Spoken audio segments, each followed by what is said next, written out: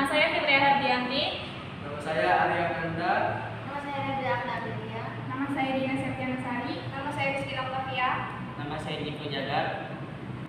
Yang pertama ada pengertian perencanaan. Perencanaan adalah dasar, landasan atau titik tolak dalam melaksanakan tindakan-tindakan administratif. Nah, yang kedua itu ada unsur perencanaan. Jadi unsur perencanaan itu ada hasil akhir. Jadi hasil akhir dari perencanaan yang udah kita rencana itu hasil akhirnya apa? Terus sumber-sumber. Nah, sumber-sumbernya itu dari sumber-sumber dari kayak inspiratif apa yang kita dapat dari perencanaan itu. Terus pengawasan. Terus alat-alat. Nah, alat-alat ini yang jadi kan kayak misal kita mau membutuhkan perencanaan. Nah, dalam perencanaan itu kita membutuhkan alat-alat apa? Mungkin seperti kayak komputer, terus kayak handphone dan lain sebagainya. Terus yang terakhir itu ada pelaksanaan. Nah, terus yang selanjutnya ada elemen-elemen perencanaan. Elemen-elemen perencanaan itu ada: 1. Menentukan permasalahannya. 2. Berusaha mendapatkan fakta-fakta yang penting atau dibutuhkan. 3. Analisis sumber informasi. 4. Itu ada pilihan tindakan-tindakan alternatif. Yang terakhir mengambil keputusan. Selanjutnya ada pengertian MSDM, Scholar, Dowling, Smart, dan Haber. Manajemen Sumber Daya Manusia atau MSDM merupakan pengakuan tentang pentingnya tenaga kerja organisasi sebagai sumber daya manusia yang sangat penting dalam memberi kontribusi bagi tujuan-tujuan organisasi dan penggunaan beberapa fungsi dan kegiatan untuk memastikan bahwa SDM tersebut digunakan secara efektif dan adil bagi kepentingan individu, organisasi, dan masyarakat. Fungsi MSDM ada 5. Yang pertama, perencanaan untuk kebutuhan SDM. Yang kedua, ada staffing sesuai dengan kebutuhan organisasi. Yang ketiga adalah penilaian kinerja.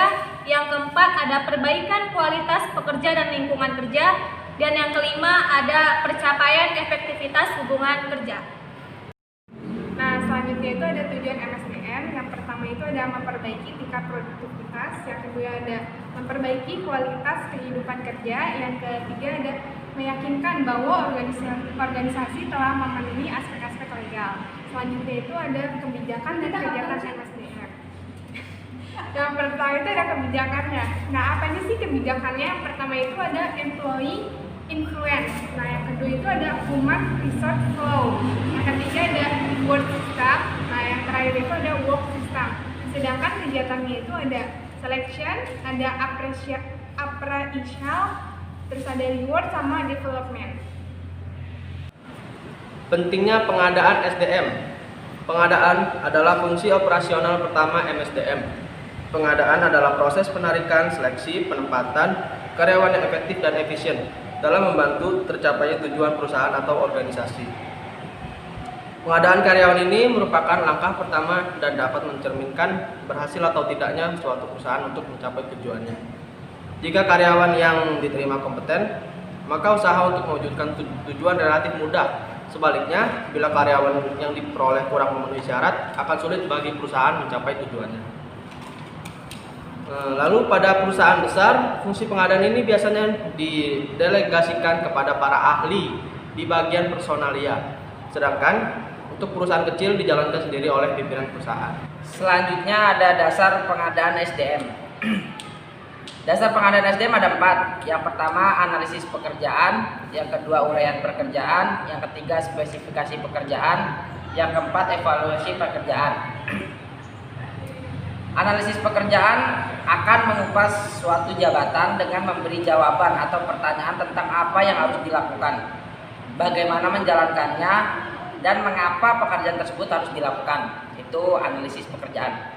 Yang kedua ada uraian pekerjaan atau job description. Uraian pekerjaan ini akan memberikan ketegasan dan standar tugas yang harus dicapai oleh seseorang pejabat yang menjabat jabatan tersebut.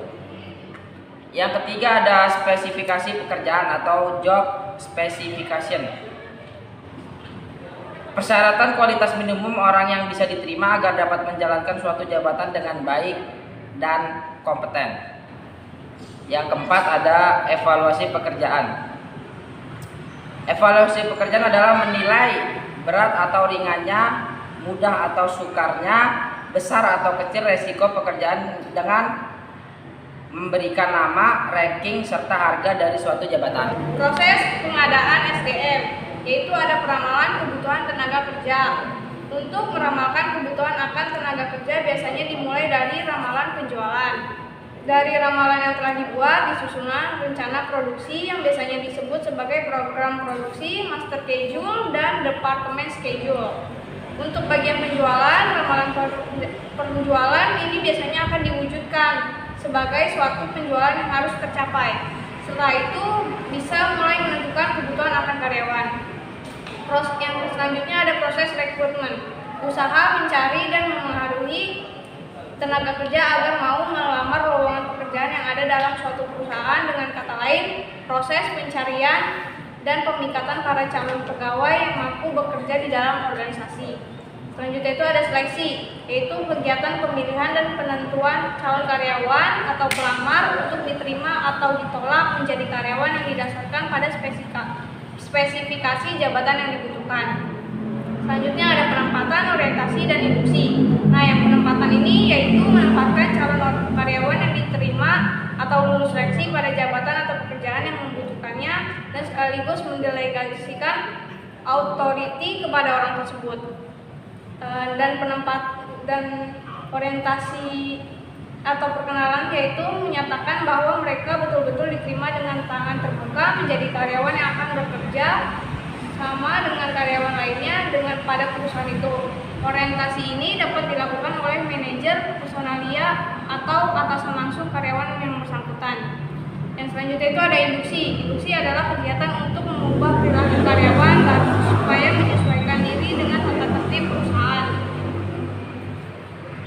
Sekian dari kami, kurang lebihnya mohon maaf. Wabillahi taufiq wal hidayah. Wassalamualaikum warahmatullahi wabarakatuh.